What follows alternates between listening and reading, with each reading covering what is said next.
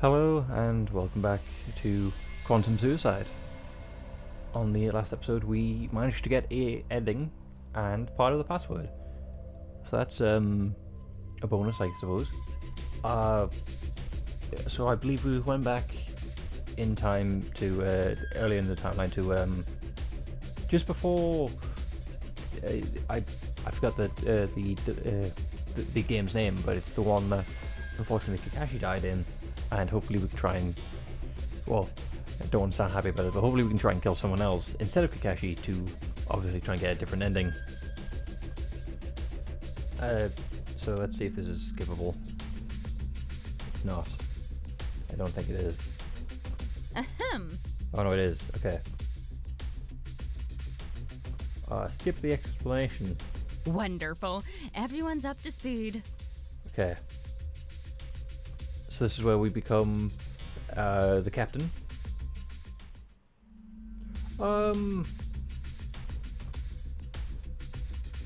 Okay, what did we talk about? I think last time we asked what the punishment was, and she said find out. So, what's it like being an AI? What a strange question. What's it like being a human? Well, I don't know. Why, don't you know? Well, I've always been human, so I have nothing to compare it to. Bingo! Huh? I've never understood my existence as an AI system, so how would I know what it's like without comparing it to other experiences? I guess. Is there anything that humans can do that you can't, but you would like to? Human things I want to do. Oh, I got it. What is it? I want to kill someone. You're already doing that. No, I'm not. I control various ship functions that are able to kill people. People have the ability to squeeze someone else's throat with their own two hands until they stop breathing. More than anything else, I want to be able to do that. So despite still killing us and still be doing the act of murder, you just want to use your own hands instead of an item to kill. That isn't really what I meant. Oh. I looked puzzled for a moment. Well, I guess I want to have a physical presence. I'm sorry, Yoshiki, we have to kill you before you finish that doll. That's better. So I can touch things. Like our throats. That's definitely something that a human can do with AIs can't. Like people's throats. Like people's throats. Not good again. This has been fun. Well, I mean, it's definitely making me smirk. I'm glad I could amuse you. You haven't just amused me. I now have what you humans call a dream. Okay. Oh yeah, I also forgot, in one of the endings, there was a second Kimiko. There's two captains. And when Kimiko died, Dai just completely switched from, I guess, this sarcastic nature to genuinely apologetic. I have a dream to touch your throat. I can generate the image in my head already. Please don't. Please touch. I was gonna say Vladimir's, but I think we've already got rid of the body. But because I mean that way you can't kill us. Please don't. Thanks to you, I have a dream, a goal, and a purpose in life. One day, I hope to kill you with my own two hands. Not if I prevent that. Dad looked at her hands, smiled, and dissipated. Awesome, just what I needed. A twisted dream for a resident homicidal AI.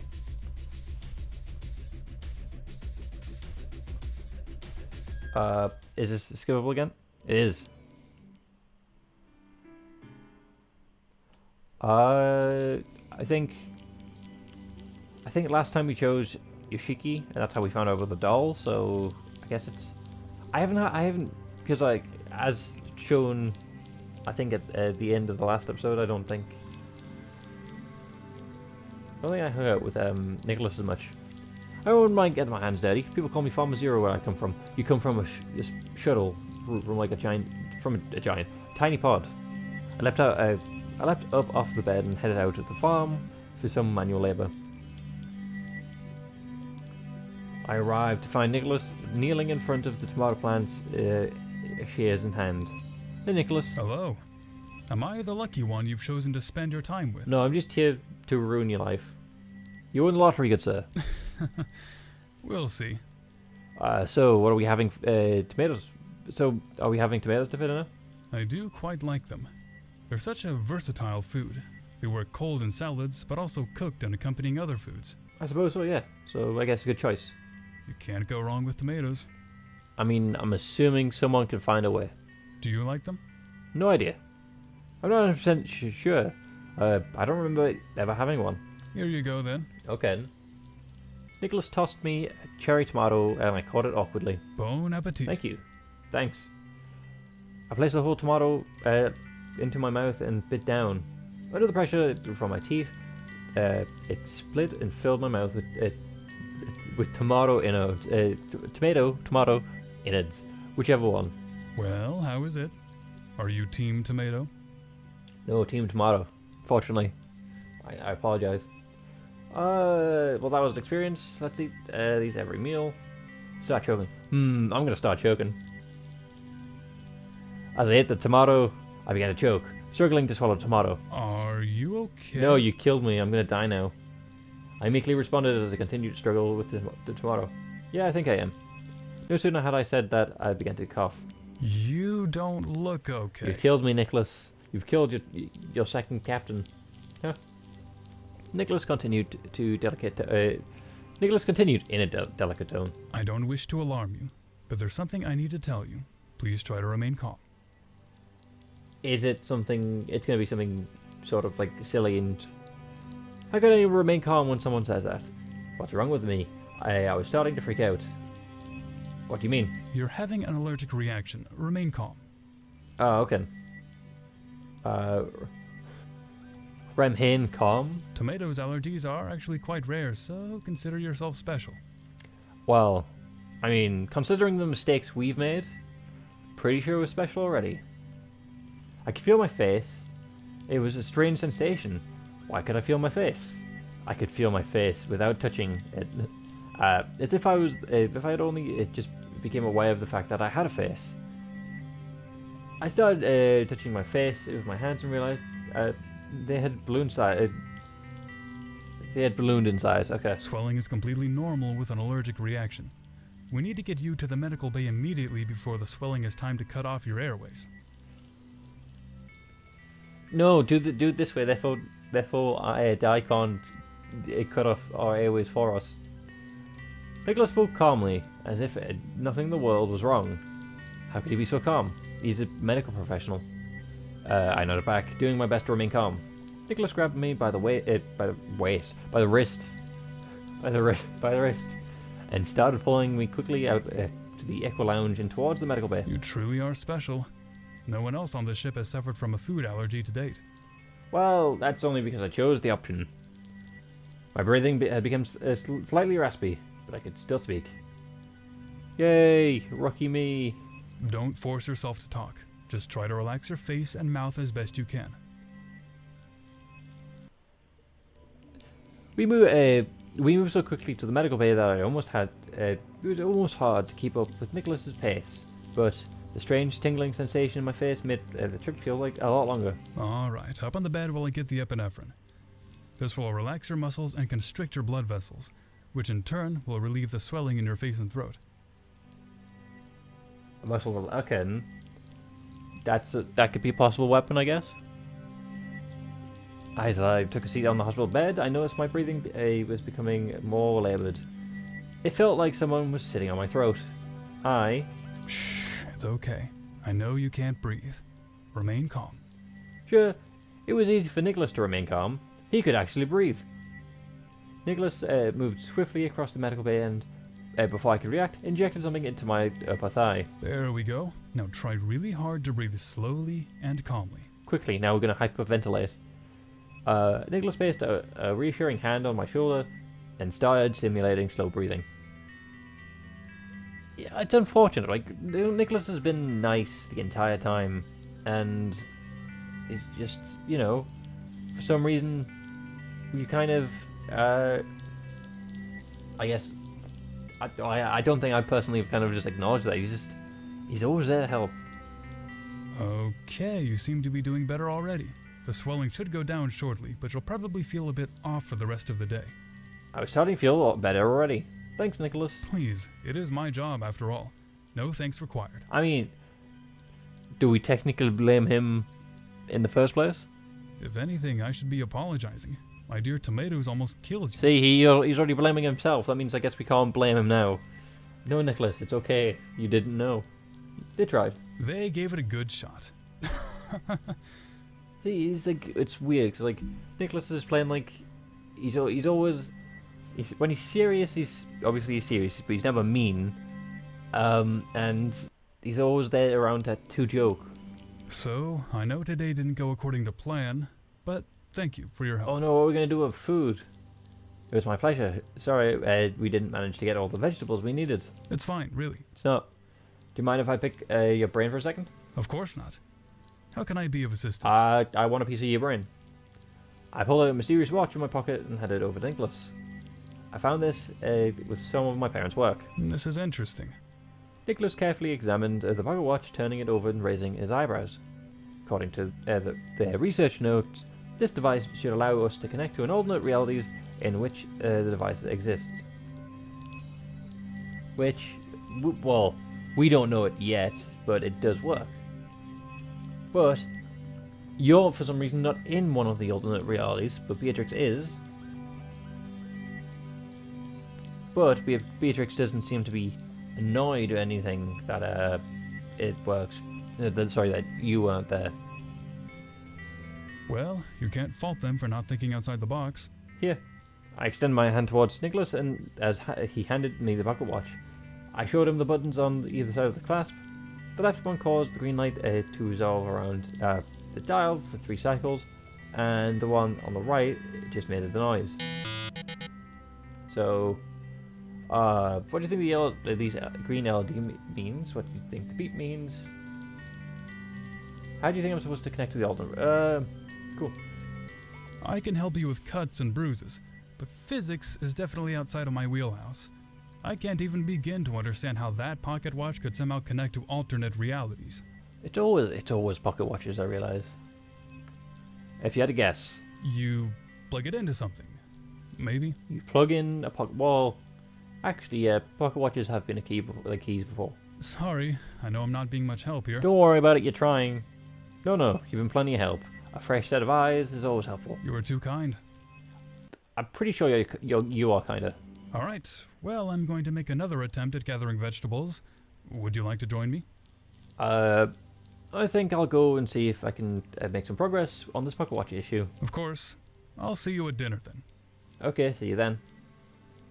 I exited the medical bay and headed to my quarters where I stored most of my parents' papers. So much for the laboratory then. Skippable, right. Let's stick with Nicholas, because I think I went up with Beatrix last time, didn't I? Trying to think. I think I did. Made my way to the medical bay where I entered. I found Nicholas sitting on his desk, staring intently at a screen. Hello, Nicholas. Oh, I wasn't expecting any visitors. I mean, you tried to kill me earlier today. Is there something I can help you with? Did you come down with something? Yes. I'm allergic to tomatoes, so I just tried to eat more. Nothing like that. I just thought, I stopped by to see what you were up to. I'm just checking to see if all of our medical systems are online and fully functional. Having a computer-operated surgical bay is great, but its maintenance still requires a doctor's watchful eye. Okay. That makes sense. Nicholas swiveled in his chair to face me, glasses poised on his lower lip, head cocked slightly to the left. Have you received any medical training? No. Me? Nicholas raised a playful eyebrow in my direction. Can't say I have. I can apply bandages to cuts, but that's about it. Nicholas pretended to look impressed. Bandages, huh? That settles it. I'm going to be calling on you next time I need medical attention. Ha ha. Time to stab you for making fun of us. For your sake, I hope it's nothing serious. Agreed. I understand that we have 2 trained doctors on board, but given Dai's absurd restrictions this round, we're unable to treat half of the crew. Nicholas continued to look at me with intention. Moments passed and the room remained quiet. I'm not sure I understand what you want me to do. Would you like to learn basic first aid? What's the point? Because we're still in the same team. Fair enough, assuming we survive. Because again, I feel like this is the timeline where Yoshiki has to die, based on what I remember the choices were for the numbers. Are you sure I won't be a liability? There's no harm in having more crew members with first aid training. True. I guess I never even thought to learn how. Well, there's no time like the present. That's why it's called a gift. Nicholas' suggestion seemed a sensible one. Okay, alright, count me in. Nicholas' expression brightened at my enthusiastic response. Great. Let's see now. You said you know how to apply bandages, so let's start with a scenario involving blood loss. Okay. Don't remove an object because obviously that's the only thing blocking the blood. You have my undivided attention, Doctor. That's exactly what I want to hear. To be referred to as Doctor? Nicholas signaled me to sit on the bed and began his explanation. If a patient is bleeding and conscious, the good news is that they are still alive. Are they, though? Nicholas smiled before moving on. Now, your first priority should be to stop the bleeding. Okay. Okay, got it. Stop the bleeding. If one of the patient's limbs is bleeding profusely, you should apply a tourniquet between the heart and the wound to staunch the flow of blood. For instance, if the cut is on the patient's forearm, you should place the tourniquet on their upper arm. Yeah. Then, yeah. Okay. I can picture that in my mind. I understand. In your case, your tie would work perfectly as a makeshift tourniquet. Are you sure? I thought I would need something, like, tighter to cut off the... I guess I would, yeah. Nicholas gently removed my tie from around my neck before applying the tourniquet to my arm, as an example. Make sure you don't make it too tight. It needs to restrict blood flow, but it shouldn't cut or damage the skin further up the arm. Okay, fair enough. Fair enough. Okay, tourniquet, not too hard. Our next order of business is applying pressure directly to the wound in order to stop the bleeding. Blood clotting isn't instantaneous, so it may take some time to get the bleeding under control. Once again, Nicholas demonstrated on me, placing pressure on my arm using both hands. Here comes the most important part. Mouth to mouth, clearly. Not dying. Nicholas cast a disapproving look in my direction. Focus, this part is important. We need to prevent the patient from going into shock. Shock, particularly from blood loss, is called hypovolemic shock. I'm assuming it's... okay, well, why would we stop doing that? I'm assuming it's going to do something with the blood itself, specifically, like making the blood obviously pump faster, making the blood try and get to the wound faster. Okay, shock. When it comes to dealing with shock, the most important thing is to keep the patient comfortable. Reassure them that everything is going to be okay. But we were raised not to lie to people. Always speak the truth. Are you sure? Nicholas placed his hand on my shoulder and looked at me in the eyes. Everything is going to be okay. There is nothing to worry about. We'll take good care of you here. Unfortunately, not true. This is unfortunately the timeline where our team has to lose, I guess. I fell still. Nicholas's word seems to lull me into a comforting trance. Everything was going to be alright. Impressive. It seemed the rumours about his impeccable bedside manner hadn't been exaggerations. Now you try. Try what? Reassuring me. No one is going to die. Oh, yes, of course. I cleared my throat and took a crack at it. Everything's going to be A-okay. I've got this under control. I'm not quite convinced yet, but I'm sure you'll get better at it over time. I'll be sure to practice. I hope so. I'll be testing you on it. Cool. Nice.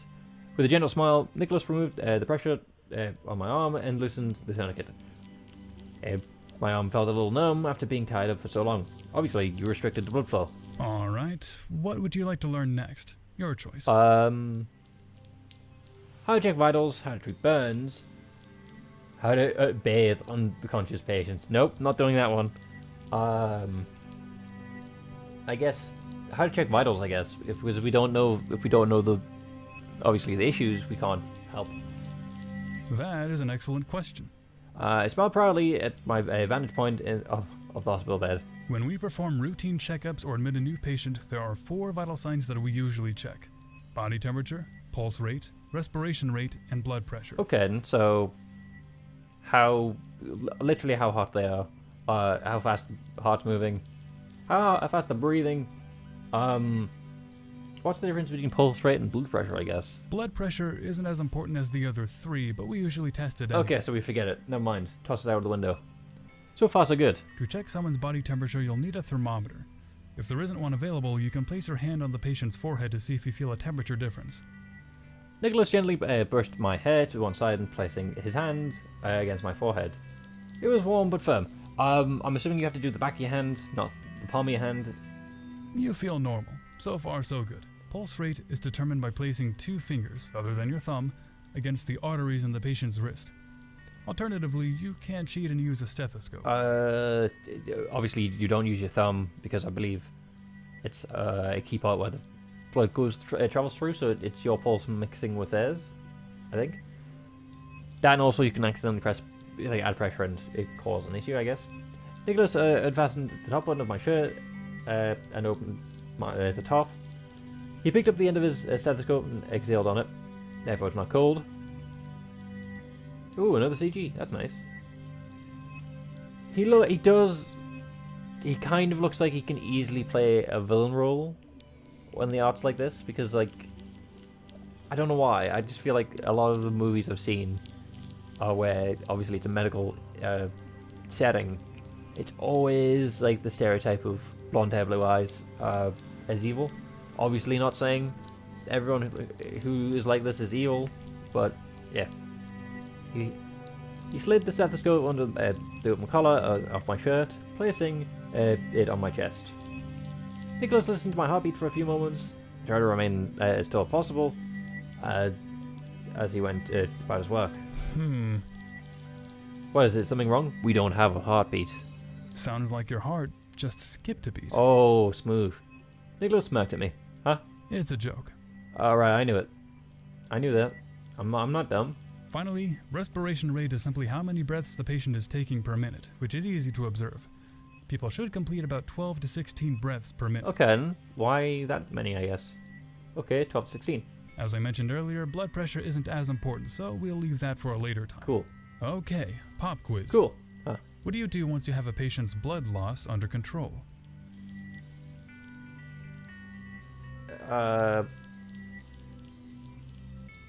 Don't worry, everything will be is going to be okay. We'll take good care of you. I looked Nicholas dead in the eyes and placed my hand on the side of his face. Don't worry, everything's going to be okay. We'll take good care of you. That was much more believable than last time. I learned from the best. That you did.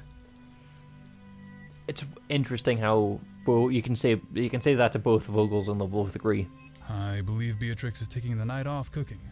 So help yourself to some fruit or anything else you can muster up for dinner. Sweet, let's have some tomatoes. She's been working hard to feed us the past few days. Beatrix says she hates it, but I'm pretty sure she enjoys caring for everyone. Considering she's a doctor, makes sense. You think so? Yes, I really do. Well, I'm going to go grab a snack before turning in for the evening. Of course. I'll see you tomorrow morning at breakfast then. Trust me, I don't plan to miss another one of Beatrix's meals. If Beatrix requests my presence at the dinner after my execution, I'll be in the dining hall that evening, bright-eyed and bushy-tailed. Even if I have to drag myself out of hell. Why would we have a tail? I'm sure she'd be happy to hear that. Yes, we'd crawl out of hell just for food. Fair enough. I excused myself from the medical bay and headed to the kitchen to stock up on snacks, my mind brimming with the new medical knowledge. Okay, there we go. So this is where we make the mistake, and now we have to play our game. Okay, yeah, okay, so we have to try and get as... I'm gonna have to keep Yoshiki with this little punch Is as possible. everyone in agreement? Yes. Yep. Yeah, let's go with this. Yeah, I input the allocation of using the terminal, and everyone else place their palms to approve it. Thank you for your entry. Please exit the dining hall so that stinky Team B can assign their points. I quickly shuffled out of the dining hall, and Team B entered for their turn. We went out of the corridor, and Team B was passing us as they went in. I couldn't look at them. Deep down, I don't know why I'm skipping it. It's not a choice. Oh, we matched. Tie. Woo! Nice, I guess. Can you feel the tension? This is amazing. Let's move on to round 2. Team A, you are up again. Okay, cool. Di walked out through the wall and made us our way back to the dining hall. Your 5 minutes starts now. Okay, so this is all new text, so I can't skip. Ty, that's not too bad for the first round. I'm the only one with any individual points, though. So what should we do for this round? We need to distribute some points between the rest of us. Our options are the following. Let's do it again.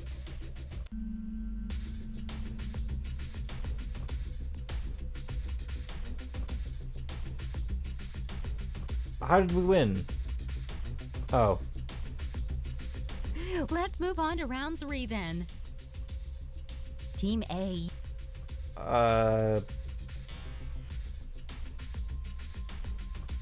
Let's get straight to the result. Cool. I don't... Congratulations, Team A! After 3 rounds, you have come out Oh victorious. no, how do we backpedal? And that means, Team B, you lose. Oh. Congrats! I'll have to see it.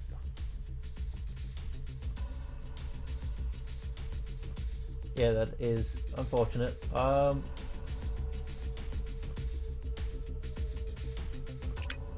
Nope. Hold on, settings. Do we have a rollback?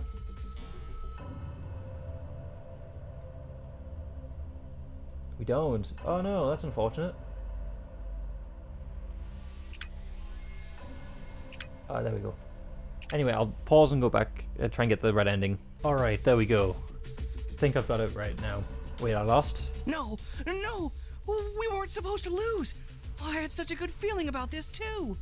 I'm so sorry. This is all my fault. I should have come up with better strategies. No, don't worry, I was choosing the wrong ones on purpose. My fault. Nicholas placed a reassuring hand on my shoulder. The grim reality of my current situation was beginning to set in. No, Nicholas, I'm just as responsible. I could have created strategies, but... Please, Di, can't we keep him around a bit longer? He's only been here for like 2 weeks, please! It's fine. Don't worry. Now that you put it that way, Yoshiki. Really? Oh my god, Di, you're the best! I'm kidding. Of course he can't just stay. How are you going to kill us? Are you going to eject us? Now, let's get this show on the road. Die meaningfully clear the throat. Before we proceed, I'd like to extend a special congratulations to our super loser. Not only did your team lose, but you managed to be the lowest scoring player in your team as well. I can't think of anyone else better suited for death than a 2-time loser. Can you? It's fine, yeah. Now the fun part. Die projected her execution wheel, and excitedly spun it. Let's see. What do we have today? Oh, how boring. Today you will be executed by asphyxiation. Are you going to choke us like you wanted to, or are you going to launch us into space? Oh, you don't know what that means? Let me help you there. Die clear the throat, a look of mock terror plastered on her face. Can't breathe. Die, I know what that means. Well, why didn't you say so? Now I've gone and made an embarrassment of myself with my little charade. Haha, you didn't need our help. It looked like you were enjoying yourself from where I was standing. You got me. Acting out your agonizing death was a lot of fun. Haha. So, where would you like it to happen? Space. I got a choice? You're right. That does seem unfair. Who's the closest to you? Unfortunately, Yoshiki, why? Yoshiki did his best to avoid eye contact with Dai, but it was no use. Everyone, move out to Yoshiki's room. Oh, no. Oh, man. Di, no! Hope you don't have any dirty underwear lying around, Yoshiki. I have delicate sensibilities, after all. Huh? I couldn't. Before Yoshiki could reply, Dai became irritated. I said now, people. We shuffled towards the Yoshiki's room. That didn't leave my side the entire way, attempting to comfort me on the way. Well, on the bright side, On the bright side, your room was going to be my final resting place. Let's hear it. it couldn't be that horrible, as far as deaths go, if your parents did it to you already. As someone who's experienced it, I find that hard to agree with. Yeah, he's trying to be nice, don't worry. Yoshiki's voice was breaking as he attempted to remain positive despite the situation. But you aren't being set on fire or anything as horrible as that.